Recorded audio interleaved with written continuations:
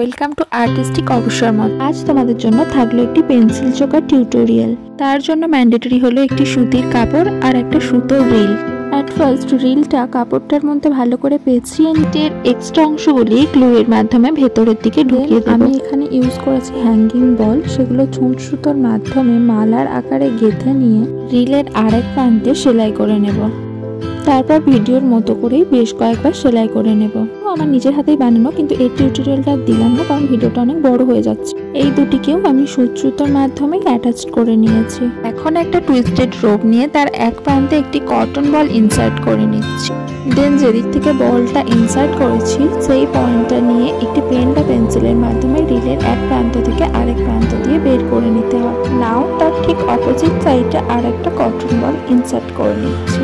Middle পয়েন্টটা যাতে এদিক ওদিক না হয়ে যায় তার জন্য কটন বলের দু সাইডে দুটি নট বা গিট দিয়ে নেব। এখানেই রেডি আমাদের নিউ ইউনিক পেন্সিল চোকার। একটা রেড অ্যান্ড হোয়াইট শাড়ির সঙ্গে এই জুয়েলারির কম্বিনেশনটা দুর্দান্ত লাগবে। অষ্টমী লুকের জন্য একেবারে পারফেক্ট। অ্যাট লাস্ট টাসেলটির এন্ড পয়েন্টে দুটো কড়ি অ্যাটাচড করে জুয়েলারিটা কমপ্লিট করলাম। এই ডিজাইনটা যদি কেউ রিক্রিয়েট করে থাকো তো অবশ্যই জানিও, কমেন্ট করো ডিজাইনটা তোমাদের কেমন লাগলো। Thanks for watching and stay tune for next video.